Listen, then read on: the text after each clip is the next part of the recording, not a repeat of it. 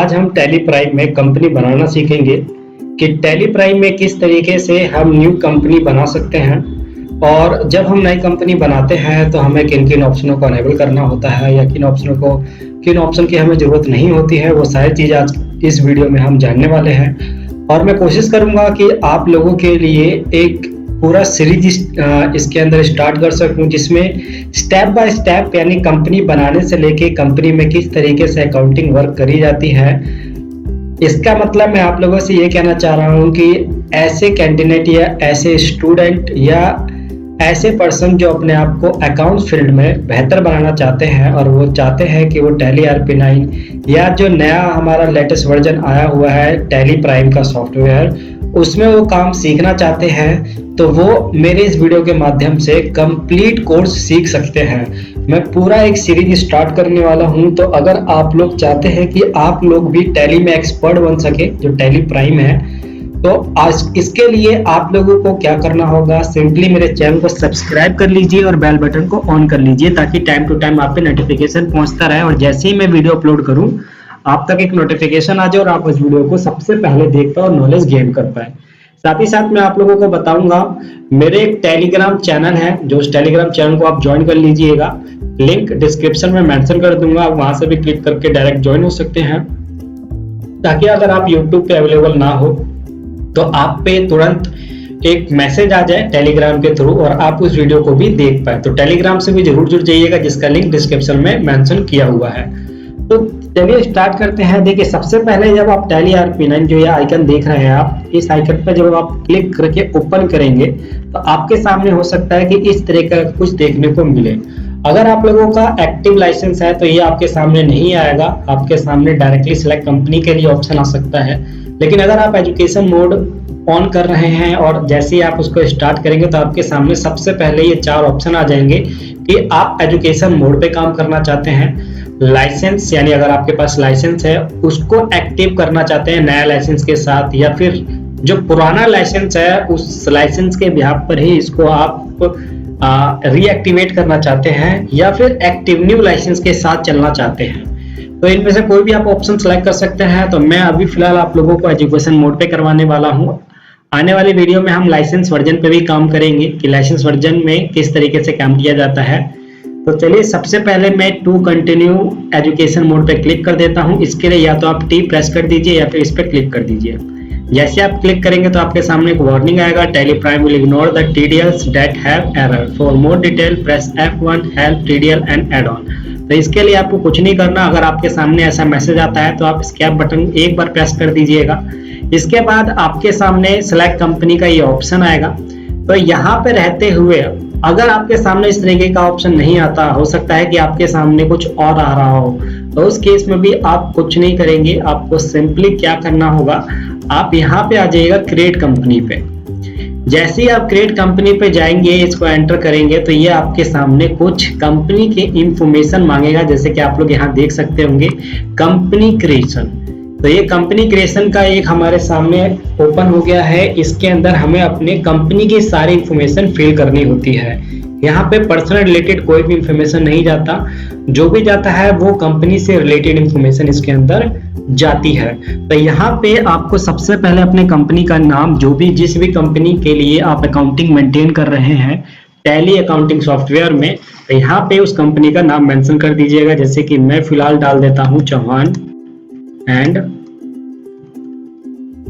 Accountant associate. ये एक मैं फॉर्म बना रहा हूँ।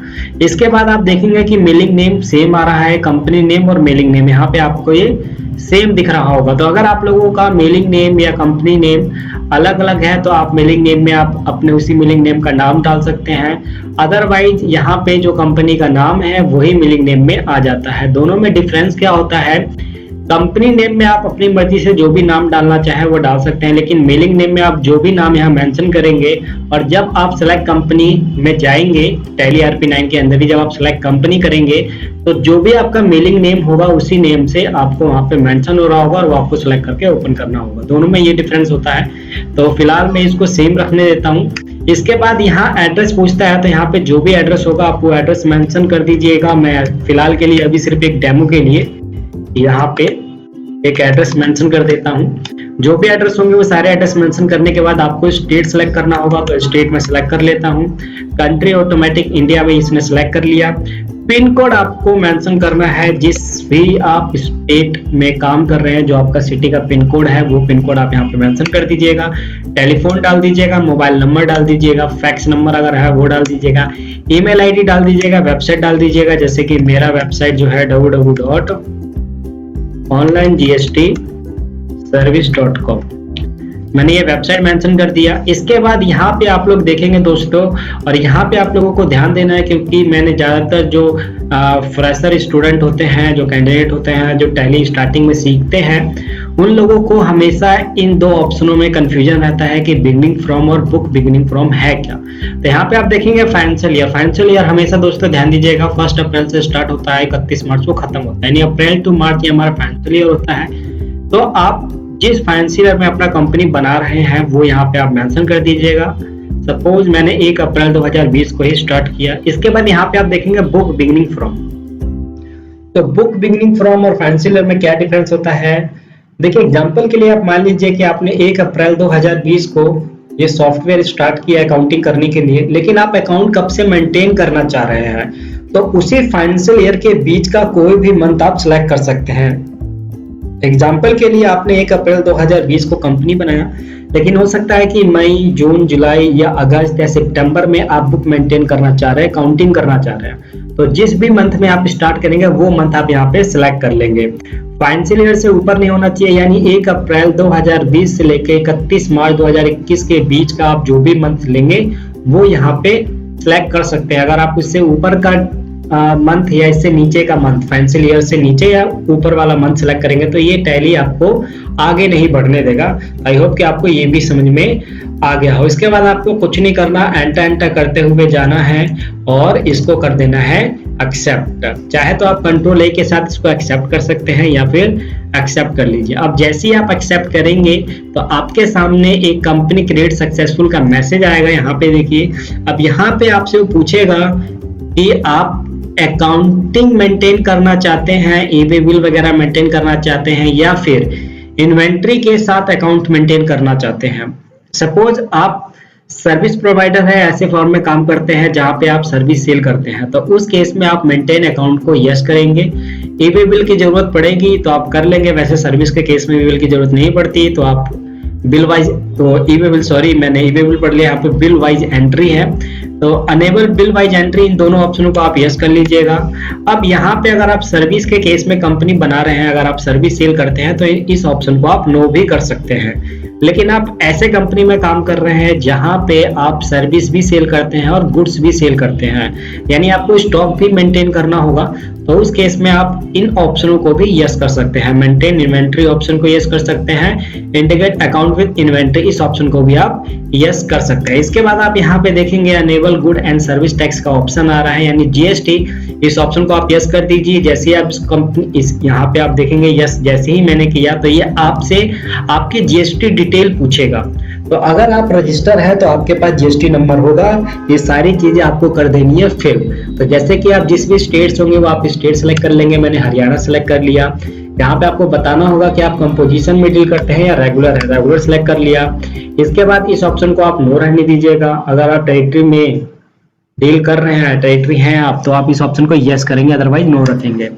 जीएसटी एप्लीकेबल कब से एप्लीकेबल हुआ, जब आप जीएसटी नंबर के लिए अप्लाई करते हैं। वैसे तो जीएसटी जुलाई 2017 में आ चुका है, लेकिन कई बार ऐसा केस होता है कि जब हम जीएसटी रजिस्ट्रेशन करवाते हैं और जब हमारे पास जीएसटी सर्टिफिकेट आ जाता है, तो जिस डेट को हमें सर्टिफिकेट मिलता है उस डेट से हम यहाँ पे वो एप्लीकेबल डेट मेंशन कर देंगे। अब यहाँ पे आपको अपना जीएसटी नंबर डालना होगा, तो जो भी जीएसटी नंबर होगा वो जीएसटी नंबर आप मेंशन कर सकते हैं। इसके बाद आपको बताना होगा कि आप मंथली रिटर्न फाइल करते हैं या क्वार्टरली रिटर्न फाइल करते हैं। अगर दोस्तों आपका टर्नओवर 1.5 करोड़ से ऊपर है तो आप मंथली में आ जाइएगा, और 1.5 करोड़ से नीचे है तो आप क्वार्टरली सेलेक्ट कर सकते हैं। ई-वे बिल अभी फिलहाल के लिए मैं इस ऑप्शन को नो रखता हूं, और ये जितने ऑप्शन आ रहे हैं सारे ऑप्शन मैं आप लोगों के साथ आने वाले वीडियो में शेयर करूंगा।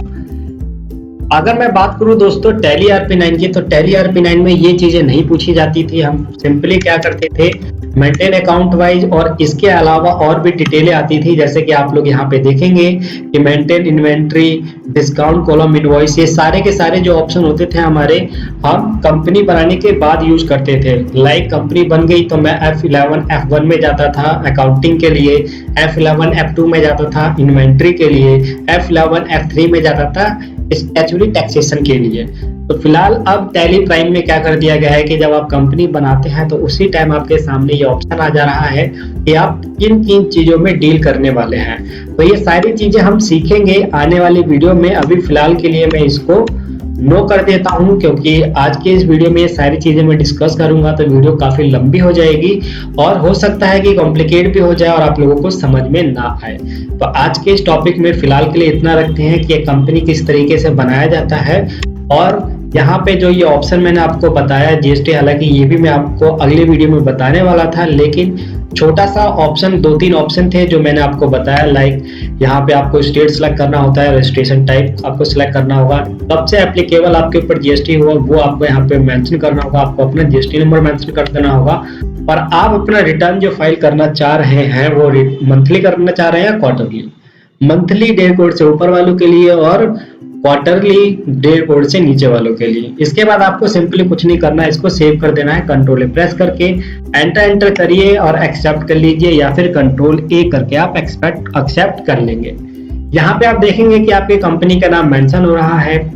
करंट पीरियड जो आपने फाइनेंशियल ईयर और बुक बिगिनिंग ईयर जो आपने सिलेक्ट किया था, तो जो फाइनेंशियल ईयर में आपने डेट मेंशन किया था वो डेट यहाँ पे आपको मेंशन हो जाएगा।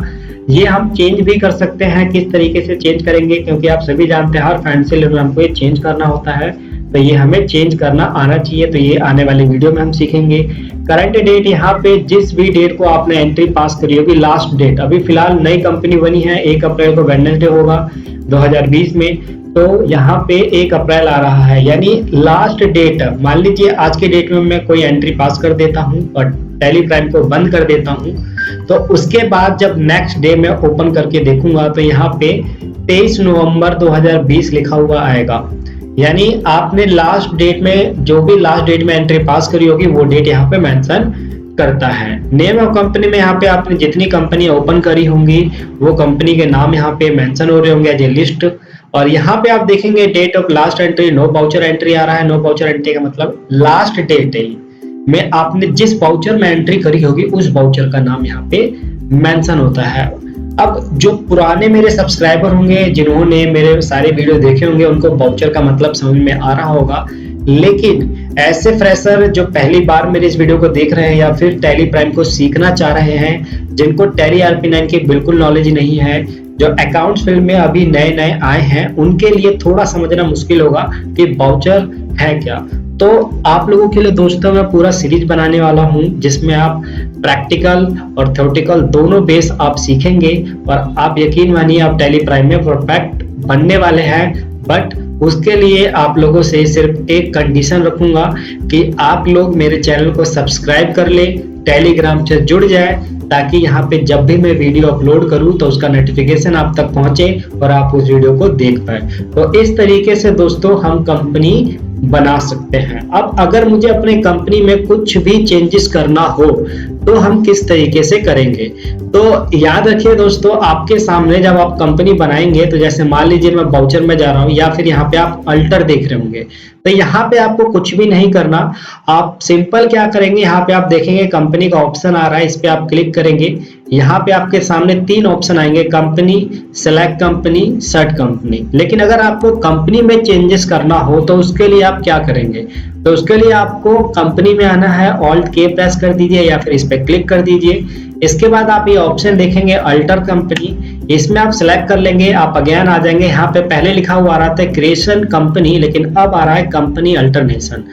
टैली ERP9 या टैली प्राइम में अल्टरनेशन का मतलब होता है चेंजेस, यानी आप जो भी चेंजेस करना चाहते हैं कंपनी में, लाइक कंपनी नेम से रिलेटेड हो, मेलिंग नेम से रिलेटेड हो, गलत स्टेट सेलेक्ट कर लिया हो या आप मोबाइल नंबर डालना भूल गए हो, एसेट्रा एसेट्रा, तो यहाँ पे आके आप उसको ठीक कर सकते हैं। अब आपको जो भी ठीक करना हो आप वो ठीक कर सकते हैं।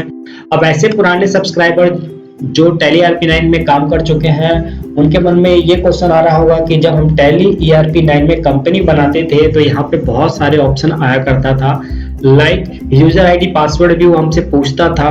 तो अगर आप लोग वो सारे ऑप्शन लाना चाहते हैं तो आपको कुछ नहीं करना, कॉन्फ़िगर पे आपको एक बार क्लिक कर देना है और यहाँ पे आपको जो जो ऑप्शन चाहिए उस पे क्लिक करके आप एक बार इसको यस कर लीजिएगा। तो आपके सामने वो सारे ऑप्शन आ जाएंगे जो भी ऑप्शन आप चाहते हैं। तो यहाँ पे आप देखेंगे कि ये सारे के सारे ऑप्शन यहाँ आ चुके हैं और अगर आप इसमें यूजर आईडी पासवर्ड वगैरह मेंशन करना चाहते हैं तो उसके ऑप्शन भी आ रहे हैं यहाँ पे। तो आप लोग देख सकते हैं कि सारे ऑप्शन कहाँ से आ रहे हैं। बहुत इजी है ये ऑप्शन लाने के लिए, कुछ खास अलग चीज इन्होंने इसके अंदर नहीं किया कि बस इन्होंने क्या कर दिया, इसको हाइड कर दिया है कि अगर आपको इसकी रिक्वायरमेंट है तो आप इसको अनेबल कर दीजिए, अदरवाइज इसको डिसेबल रहने दीजिए। इसके बाद आपको कुछ नहीं करना, सिंपली एंटर करते हुए जाके इसको सेव कर देना या फिर कंट्रोल ए प्रेस करके आप इसको सेव कर देंगे। अगर आपको कंपनी डिलीट करनी हो, इसे कंपनी को डिलीट करना हो या कंपनी का बैकअप लेना हो या कंपनी को फिर से रिस्टार्ट करना हो, यानी जब आप इसका बैकअप ले लें और इस कंपनी डिलीट हो जाए तो इसको किस तरीके से हम टैली RP9 में दोबारा टैली प्राइम में ला सकते हैं, वो सारी चीजें मैं आपको अपने नेक्स्ट वीडियो में बताऊंगा कि आप कंपनी का बैकअप किस तरीके से लेंगे, कंपनी को किस तरीके से डिलीट करेंगे, कंपनी को किस तरीके से इसे रिस्टोर करेंगे। जैसे यहाँ पे मैं आपको दिखा देता हूँ, डेटा में ये ऑप्शन आता है कि बैकअप, रिस्टोर, स्प्लिट, ये क्या होता है। तो इसी टॉपिक पे मैं आप लोगों के लिए नेक्स्ट वीडियो बनाऊंगा और उसमें हो सकता है कि कुछ खास चीजें भी मैं आप लोगों के साथ शेयर करूं। तो उसके लिए आपको बस चैनल को सब्सक्राइब करना है। चैनल को सब्सक्राइब कर लीजिए, फ्री ऑफ कॉस्ट है, कोई चार्ज नहीं लग रहा उसके लिए, बस आप इसको सब्सक्राइब करके रखिए। दोस्तों वीडियो पसंद आई हो तो इसे लाइक जरूर कीजिए, ज्यादा से ज्यादा शेयर कीजिए। आपका एक लाइक मुझे मोटिवेट करेगा और आप लोगों के लिए मैं पूरा सीरीज तैयार कर दूंगा जिसमें आप लोगों को कहीं भी जाने की जरूरत नहीं होगी, किसी भी इंस्टीट्यूट में जाने की जरूरत नहीं होगी या किसी और वीडियो को देखने की जरूरत नहीं होगी, क्योंकि मैं आपको प्रैक्टिकली वे पूरा टैली प्राइम सिखाऊंगा कि टैली प्राइम में आप किस तरीके से काम कर के अपने आप को परफेक्ट अकाउंटेंट बना सकते हैं। थैंक यू सो मच दोस्तों, नेक्स्ट वीडियो में मिलते हैं।